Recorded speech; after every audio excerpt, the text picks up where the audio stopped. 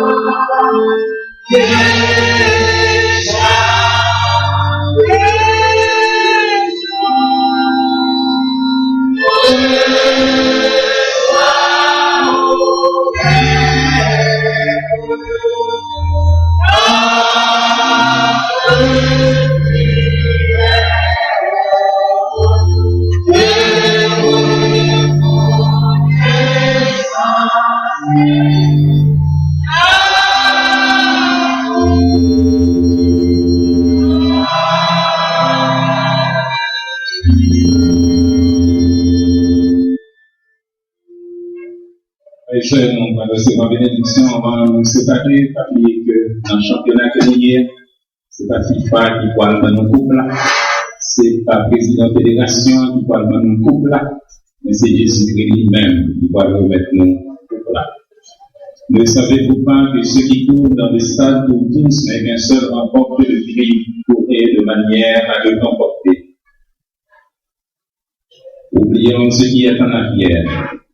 Je cours vers le but pour remporter le prix de la vocation céleste de Dieu en Jésus-Christ. Et que la paix du Christ à laquelle nous sommes tous appelés remplisse nos cœurs dès à présent et de toujours. Amen. Chapitre 27. On décide que nous allons partir en bateau pour l'Italie. On confie Paul et quelques autres prisonniers à un officier romain appelé Julius. Il fait partie d'un groupe de soldats au service de l'empereur. Nous montons sur un bateau de la ville d'Adramite qui doit aller vers les ports de la province d'Asie. Puis, nous partons. Il y a avec nous Aristarque, un Macédonien de Thessalonique. Le jour suivant, nous arrivons à Sidon. Julius est bon avec Paul. Il lui permet d'aller voir ses amis et de profiter de leur service. Ensuite, nous repartons. Mais les vents soufflent contre nous. Alors nous passons du côté abrité de l'île de Chypre. Puis, nous traversons la mer de Cilicie et de Pamphylie. Et nous arrivons à Myre, en Lycie. Là, l'officier romain trouve un bateau d'Alexandrie qui va vers l'Italie. Il nous fait monter sur ce bateau. Pendant plusieurs jours, nous avançons lentement et nous arrivons avec beaucoup de difficultés devant la ville de Cnide. Mais le vent nous empêche de continuer dans cette direction. Alors nous allons vers le côté abrité de l'île de Crète, en passant par le cap Salmoné. Nous suivons la côte difficilement et nous arrivons à un endroit appelé les Bons Ports, près de la ville de Lazée. Mais nous avons perdu beaucoup de temps et cela devient dangereux de continuer le voyage. En effet, le jour du jeûne de septembre est passé. Paul veut donner son avis et il dit : Mes amis, je vois bien que le voyage va être dangereux. Le bateau et ses marchandises vont être abîmés et nous risquons même de perdre la vie. Mais l'officier romain fait plus confiance au capitaine et au propriétaire du bateau qu'aux paroles de Paul. De plus, le port n'est pas bon pour y passer la mauvaise saison. Donc, presque tous les gens du bateau décident de repartir de là. Ils veulent atteindre, si possible, un port de Crète appelé Phénix. Ce port est tourné vers le sud-ouest ou le nord-ouest. Ils veulent passer la mauvaise saison là-bas. Un vent du sud se met à souffler doucement et les gens du bateau croient que leur projet va réussir. Ils partent et ils essaient d'avancer le long de l'île de Crète. Mais peu de temps après, un vent de tempête appelé vent du nord-est vient de l'île et il souffle très fort. Le bateau est entraîné. Il ne peut pas résister au vent et nous nous laissons emporter. Nous passons du côté abrité d'une petite île appelée Coda. Ainsi, avec beaucoup de difficultés, nous arrivons à reprendre le canot de sauvetage. Nous le faisons remonter sur le bateau. Puis, les marins attachent des cordes de secours autour du bateau. Ils ont peur d'être jetés sur les bancs de sable du golfe de Libye. Alors ils lâchent dans la mer l'ancre flottante et se laissent entraîner par le vent. Le jour suivant, la tempête continue à nous secouer avec force. C'est pourquoi les marins jettent des marchandises à la mer. Et le lendemain, ils font descendre dans l'eau le mât et les voiles du bateau. Pendant plusieurs jours, on ne peut pas voir le soleil ni les étoiles. La tempête reste toujours aussi forte. Nous n'espérons plus du tout être sauvés. Nous n'avons rien mangé depuis longtemps. Alors, Paul se tient debout, devant tout le monde, et il dit: Mes amis, il fallait m'écouter et ne pas quitter la Crète. Vous auriez évité la tempête et vous n'auriez pas perdu les marchandises. Mais maintenant, je vous le demande, soyez courageux. En effet, personne ne va mourir. Nous perdrons seulement le bateau. Cette nuit, le Dieu à qui j'appartiens et que je sers m'a envoyé son ange. Il m'a dit: Paul, n'aie pas peur. Tu dois être jugé devant l'empereur. Et à cause de toi, Dieu laisse en vie tous ceux qui voyagent avec toi. Mes amis, courage. J'ai confiance en Dieu. Oui, ce que Dieu m'a dit va arriver. Nous devons être jetés sur la côte d'une île. C'est la 14e nuit et la tempête nous emporte toujours sur la mer Méditerranée. Vers minuit, les marins ont l'impression que nous approchons d'une terre. Ils lancent un poids tenu par une corde et ils trouvent que l'eau est profonde de 37 mètres. Un peu plus loin, ils recommencent et ils trouvent que l'eau est profonde de 28 mètres. Ils ont peur que le bateau ne touche les rochers. C'est pourquoi ils jettent 4 ancres à l'arrière et ils attendent le lever du jour avec impatience. Les marins font descendre le canot de sauvetage à la mer en disant: Nous allons jeter des ancres à l'avant du bateau. Mais ce n'est pas vrai. Ils veulent s'échapper du bateau. Paul dit à l'officier et aux soldats: Si ces hommes ne restent pas sur le bateau, vous ne pouvez pas être sauvés. Alors les soldats coupent les cordes du canot et ils le laissent partir sur la mer. En attendant le lever du jour, Paul invite tout le monde à manger quelque chose. Il leur dit: Aujourd'hui, cela fait 14 jours que vous attendez et vous êtes restés sans rien manger. Je vous invite donc à prendre de la nourriture. Vous en avez besoin pour être sauvés. En effet, vous ne perdrez rien, même pas un cheveu de vos têtes. Après ces paroles, Paul prend du pain. Il remercie Dieu devant tout le monde, puis il partage le pain et se met à manger.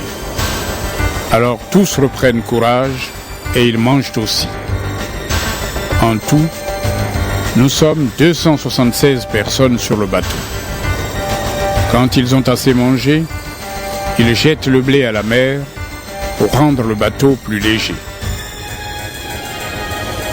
Quand le jour se lève, les marins ne reconnaissent pas la terre, mais ils voient une baie avec une plage. Ils décident de conduire le bateau jusque-là si possible. C'est pourquoi ils détachent les ancres et ils les laissent dans la mer. En même temps, ils défont les cordes du gouvernail, puis ils mettent une voile à l'avant du bateau. Alors, le vent le pousse et ils avancent vers la plage. Mais ils touchent un banc de sable et le bateau ne peut plus bouger. L'avant est enfoncé dans le sable et il ne peut plus sortir.